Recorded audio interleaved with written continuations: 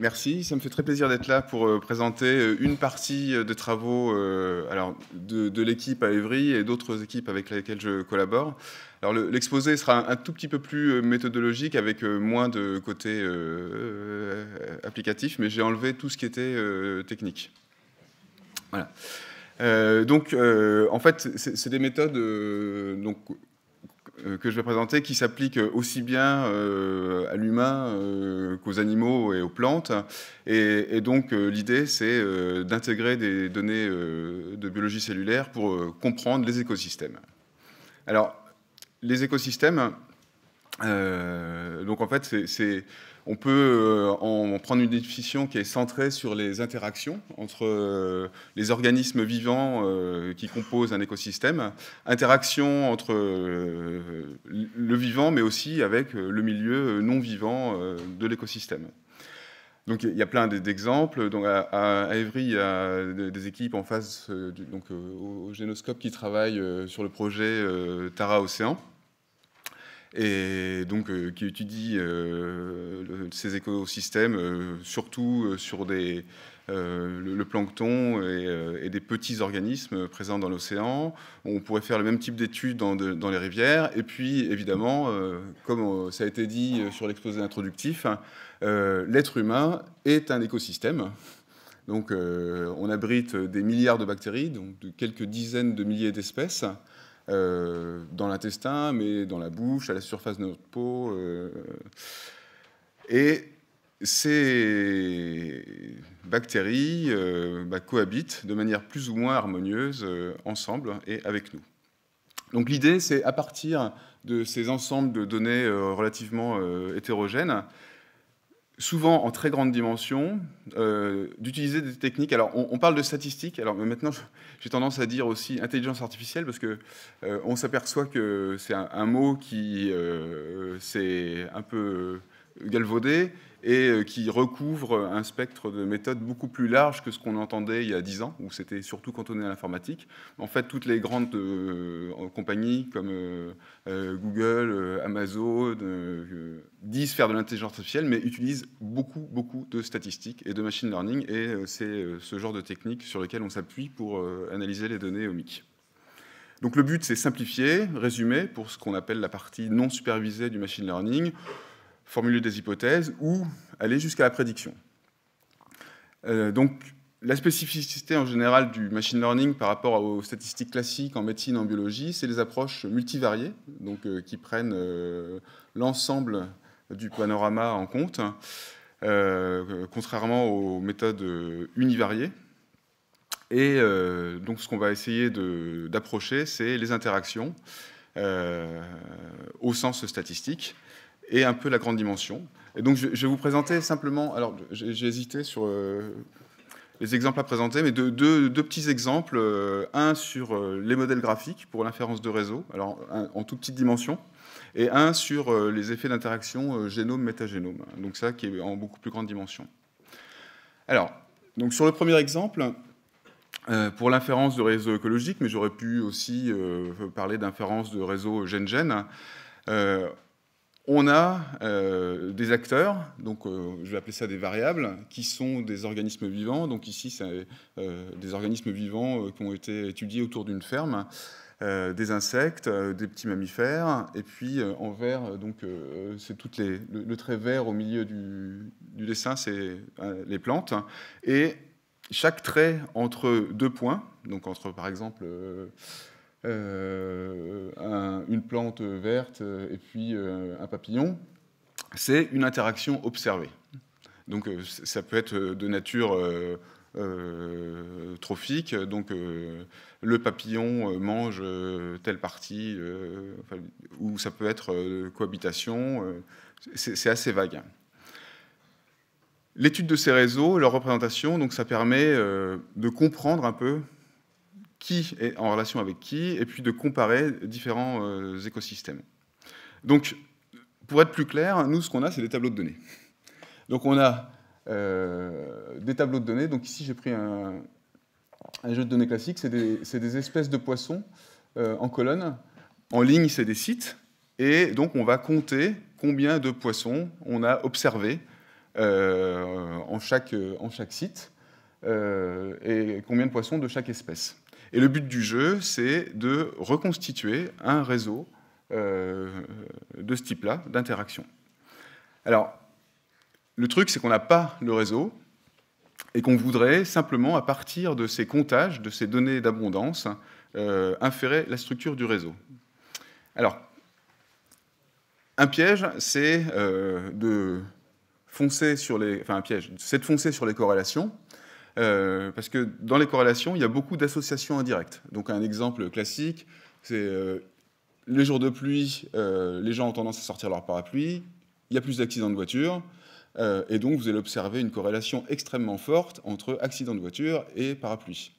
Ce qui ne veut pas dire qu'il y a une relation causale entre le fait de sortir un parapluie et avoir des accidents de voiture autour.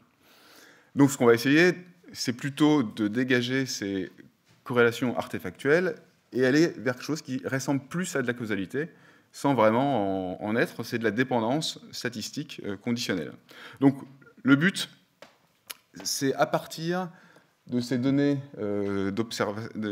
observées, donc les comptages. Donc YI ici, c'est simplement un vecteur d'espèces. Donc on va dire que je me concentre sur 3 poissons, 3 espèces de poissons. Donc YI, c'est le nombre de poissons de la première, la deuxième et la troisième espèce que j'ai observée. Et on sait que ça suit une distribution de probabilité. Et donc pour chaque nombre de combinaisons de poissons, j'ai une probabilité. Et c'est ce que j'appelle la loi jointe. Alors, ce qu'on va utiliser comme outil, c'est faire le parallèle entre cette loi jointe et un graphe, en essayant que le graphe ait des propriétés qui nous permettent de mieux appréhender les dépendances qui sont présentes dans la loi jointe. Donc en fait, alors, je vais illustrer tout de suite par un exemple.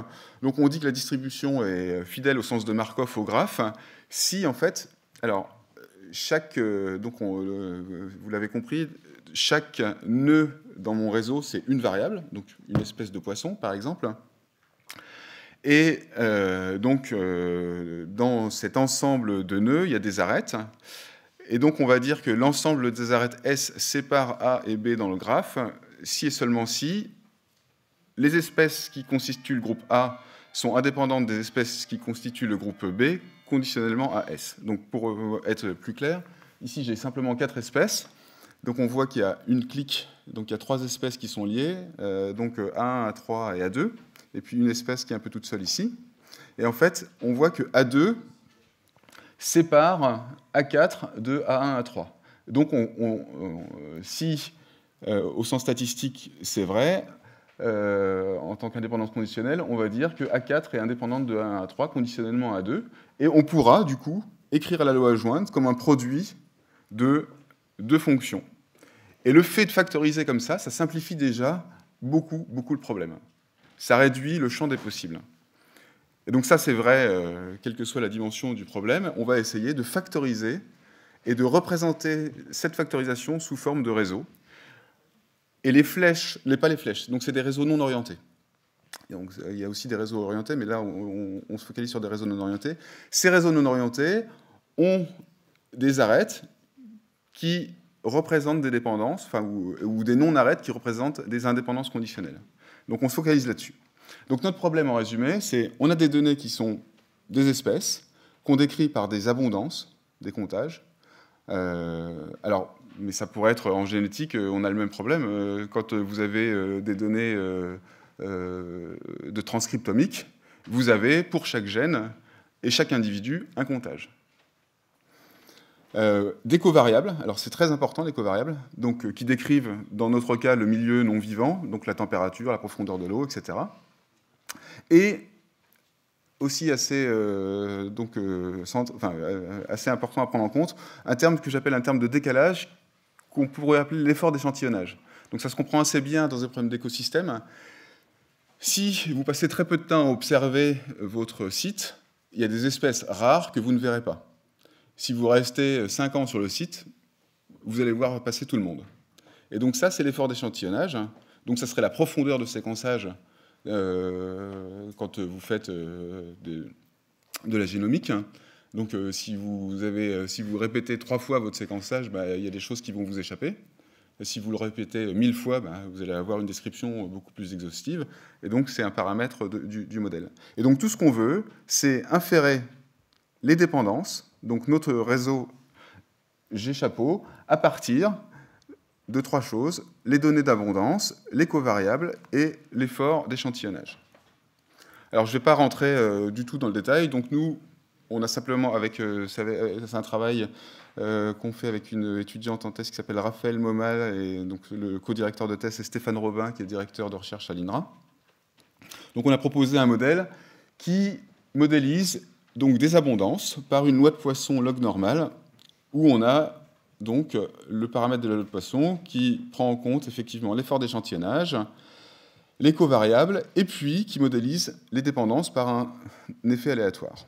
Alors, sans rentrer dans le détail, c'est des modèles qui sont anciens en termes de modèles statistiques, mais dont l'application est assez originale dans le contexte, parce que jusqu'à présent, on s'est beaucoup concentré sur les données continues et les modèles gaussiens, mais dans la génomique et en écologie, les données de comptage et d'abondance sont importantes à prendre en compte. Alors, il y a deux solutions. Soit vous dites, OK, j'ai des données d'abondance, je prends des modèles spécialisés, ou vous dites, bon, j'ai des données d'abondance, je les transforme pour pouvoir utiliser des modèles continus que j'utilisais avant. C'est deux voies principales de recherche. Et donc, nous, on suppose que notre graphe est un mélange d'arbres, donc c'est des graphes qui ont des propriétés particulières, et ça nous permet de simplifier les calculs et d'aller au bout de nos inférences. Donc, juste un tout petit exemple pour voir ce qu'on peut en faire. En fait, c'est des outils, comme l'avait indiqué le premier orateur, qui permettent simplement de donner des pistes aux écologues, aux biologistes, aux médecins.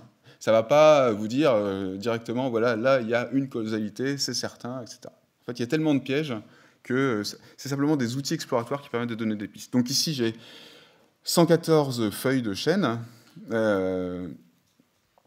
et 94 on va dire, espèces bactériennes et fongiques. Et donc, donc c'est la description des espèces qui va être mon effort d'échantillonnage. Et puis j'ai des covariables qui sont la position dans l'arbre, donc la hauteur par rapport au tronc, la distance, enfin par rapport au sol, la distance par rapport au tronc et par rapport à la base de la branche. Et donc oui, et on va étudier un pathogène. Donc, alors mildiou, c'est un terme assez générique, donc qu'on va appeler érysif alphytoïde, donc EA, qui attaque la feuille de chêne. Et donc, si on essaie de faire avec notre algorithme ou avec des algorithmes concurrents un graphe, en fait, ce que j'ai voulu montrer ici, donc j'ai 3 graphes. Chaque nœud, c'est une espèce bactérienne. Et on voit qu'il y a des nœuds. Donc après, une fois qu'on a le graphe, on a plein d'outils pour essayer d'étudier la structure du graphe. Et on va se focaliser sur des acteurs clés par lesquels on est obligé de passer pour rejoindre une bactérie à une autre. Et qu'est-ce qu'on tire de ce type de graphe ? On voit avec quoi le pathogène est en relation directe, avec quelle espèce de bactérie il va interagir en premier chef. Et ça, on voit que suivant... Alors, j'ai 3 modèles. Un modèle où j'ai pris aucune covariable en compte, un modèle où j'ai pris l'effort d'échantillonnage en compte, et un modèle où j'ai pris l'effort d'échantillonnage et toutes les variables en compte. Et on voit que ça change tout, et que du coup, prendre le maximum de variables en compte dans l'analyse, c'est fondamental sur la tête des relations qu'on va avoir. Même s'il y a des relations très fortes qui subsistent, quel que soit le modèle. Donc voilà, donc ça c'était le premier exemple. Alors j'ai pas et pour le second exemple, donc c'est aussi des modèles exploratoires. Donc c'est un peu différent. Cette fois-ci, on veut expliquer un phénotype par un génotype plus des choses qui sont liées à des interactions à l'environnement. Alors, on sait qu'un facteur génétique, donc le phénotype, par exemple la mucoviscidose, qui est une maladie essentiellement monogénique, le phénotype va s'expliquer avec uniquement de la génétique. Si je prends la couleur des flamants roses, le phénotype va s'expliquer uniquement à partir de l'environnement, c'est-à-dire la nourriture qu'ingère le flamant rose. Mais dans des maladies multifactorielles complexes, dans ce cas-là, on sait que les deux interviennent. Donc c'est ce qui a été dit et répété. Et donc, qu'il va falloir prendre en compte le génotype, l'environnement et les interactions gène-environnement. Alors, donc, ce que nous, on a proposé, c'était simplement d'essayer de simplifier le génotype en faisant des regroupements de paquets de marqueurs. Donc ça, j'en parlerai pas. Et puis, se focaliser sur essayer de trouver les interactions gène-environnement. Alors souvent, les variables d'environnement sont relativement rares, mais là, comme variable d'environnement, on va se focaliser sur... Alors moi, tout à l'heure, c'était dit de manière séparée de l'environnement, mais une façon de considérer le microbiome, c'est de le voir comme un marqueur de l'environnement. Si vous changez votre mode de vie, vous changez votre nourriture, vous allez changer votre microbiome.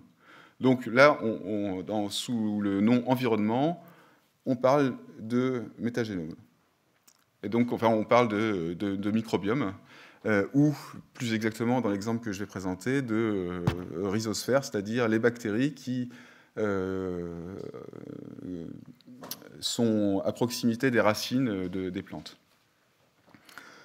Alors, dans les études d'association pangénome, desquelles c'est le même genre de technique qu'on applique, souvent le marqueur privilégié, c'est le SNP, et donc on a des patients sains, des patients et des atteints, et donc on a...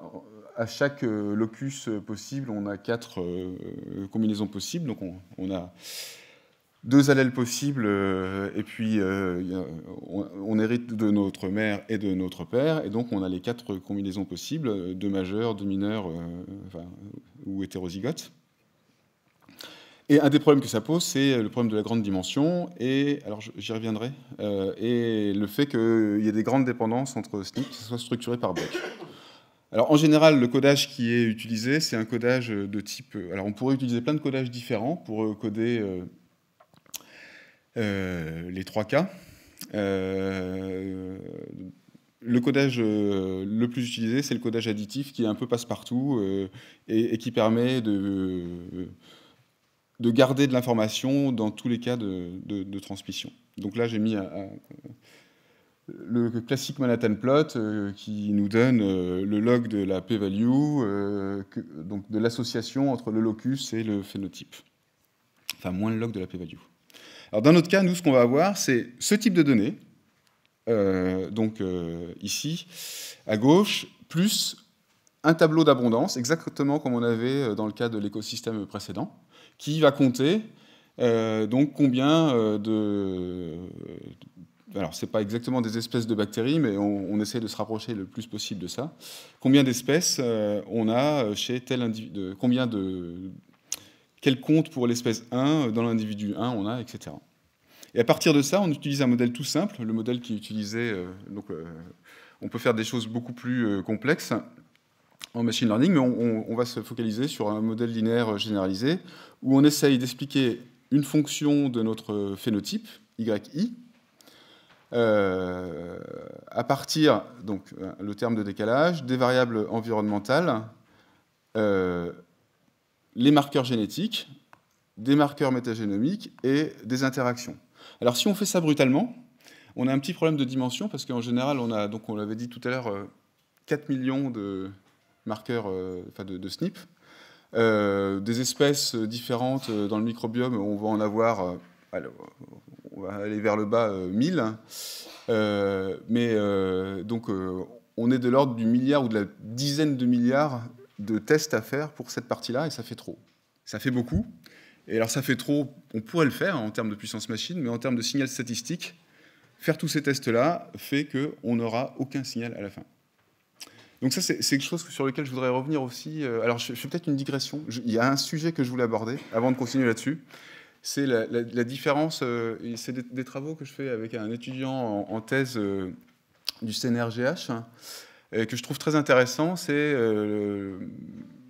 sur la notion d'héritabilité et les problèmes de grande dimension. En fait, la notion d'héritabilité, elle est utilisée extrêmement souvent en sélection génomique, donc pour essayer de trouver le taureau qu'on va sélectionner pour produire les 1000 vaches les plus laitières ou le million de vaches les plus laitières possible, ou la plante, le maïs qu'on va sélectionner, et ça marche extrêmement bien. Chez l'être humain, dans le cas de maladies extrêmement polygéniques, on va avoir une héritabilité très forte, et ça a donné plein d'espoir à plein de monde, mais on peut montrer, d'un point de vue mathématique, que s'il y a trop de marqueurs impliqués, même si l'héritabilité est forte, on ne peut rien prédire. Donc ça, c'est un peu triste. Donc il faut des maladies polygéniques, mais pas avec trop de marqueurs si vous voulez avoir possibilité de prédire. En fait, vous pouvez dire, OK, je sais que l'information elle est diffuse dans le génome, mais je suis incapable, pour un individu donné, de prédire si oui ou non il va développer la maladie, si oui ou non il va réagir à tel traitement. Donc ça, c'est un peu dommage, mais je trouve que c'est un truc important à souligner, qui est lié à la grande dimension. Donc c'est une digression.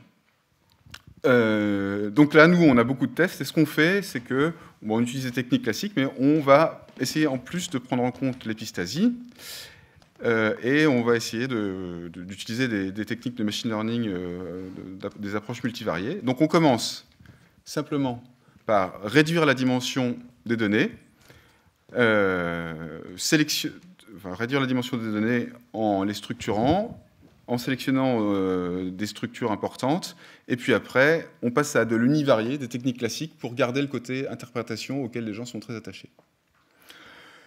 Alors, donc, l'exemple ici, c'est la détection des interactions génomiques métagénomiques. Donc, ce qu'on fait, c'est on structure les données. Donc, les données, c'est les variables. On structure les SNP ou les espèces présentes dans la terre ou dans l'intestin en faisant du clustering adapté.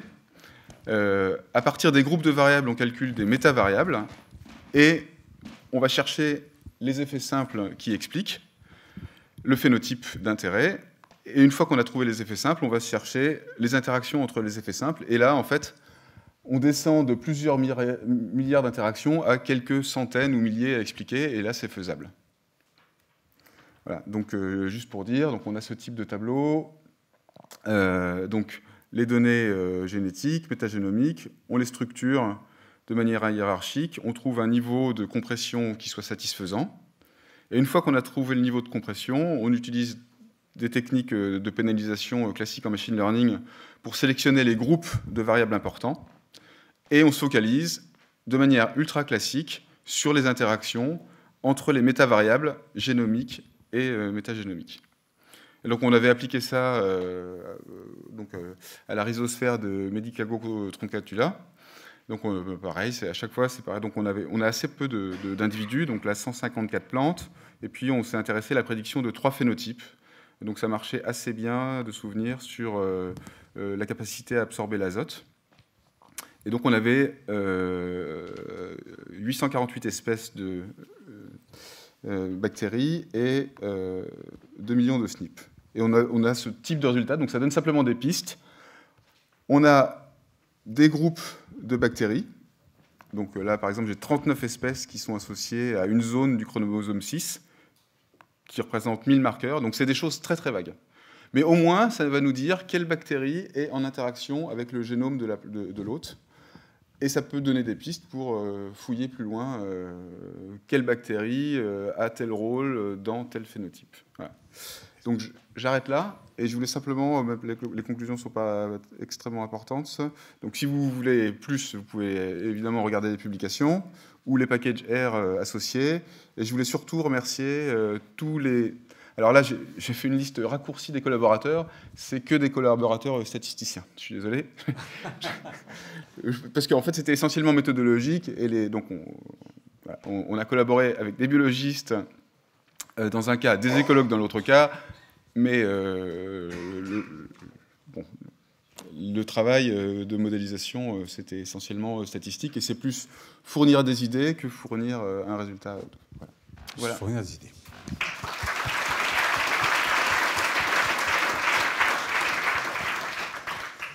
Monsieur, un micro, et si vous avez envie de discuter avec Christophe Ambroise, c'est tout à fait le moment. Alors tout au fond, et pendant que vous montez. Christophe Ambroise, vous travaillez à l'université. À l'université, il y a évidemment des chercheurs qui sont parfois très spécialisés dans leur domaine. Comment se passe ce dialogue entre justement cette sphère de la biologie et la sphère des stats et du traitement numérique? La collaboration, c'est essentiellement à travers la réalisation de projets communs. Donc c'est rigolo parce que j'ai des collègues mathématiciens qui sont spécialisés en mathématiques financières que je comprends moins parce qu'on n'a pas de projet en commun, qui utilisent des outils un peu différents que je connais de loin mais que j'ai jamais pratiqué. Et de mener un projet avec un médecin ou un écologue, ça permet... Sentez-vous plus à l'aise avec ces biologistes, ces médecins, qu'avec votre collègue statisticien dans la finance? Voilà. D'accord. Donc effectivement, pour vous, c'est le projet, quoi. C'est le projet. C'est l'envie de travailler ensemble sur des projets qui fait qu'on va réussir à... Mais ça prend des années, oui. Ça prend des années. Ça prend des années. Donc soyons patients. Voilà, la communauté se construit petit à petit. Cornélis Clermont-Ferrand, merci Christophe pour ce très bel exposé. Je comprends qu'en fait c'est très difficile à comprendre. On te donne les informations, c'est-à-dire des données par millions ou milliards.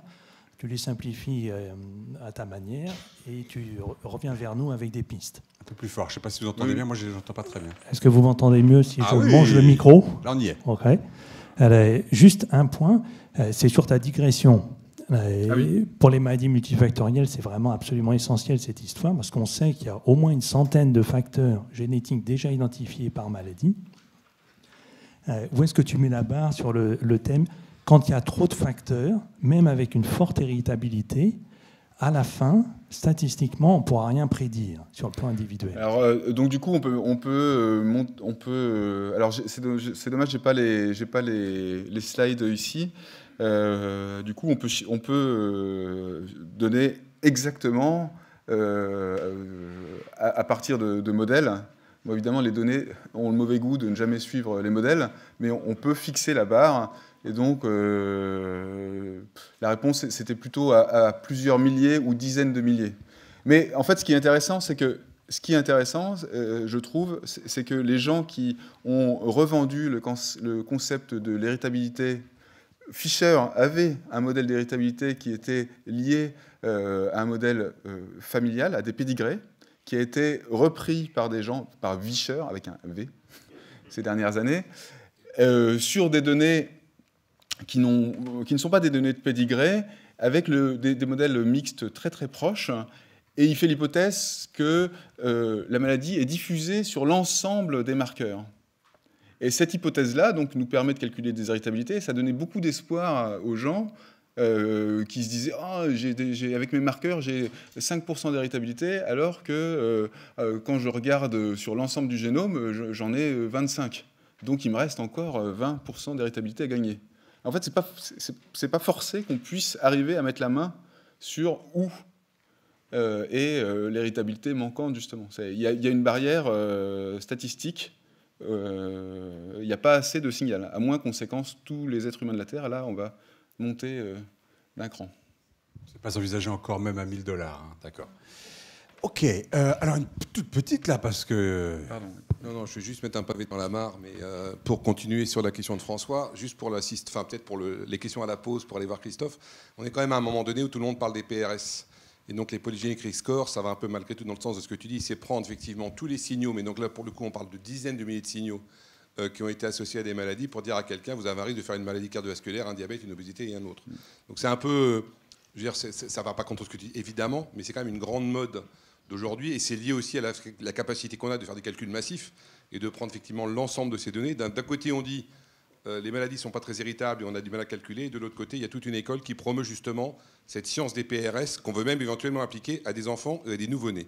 Voilà, c'était un peu compliqué. Oui, c'est polémique. En fait, c'est un sujet assez polémique. C'est pour ça que j'ai fait la digression. Je trouve ça intéressant. Oui.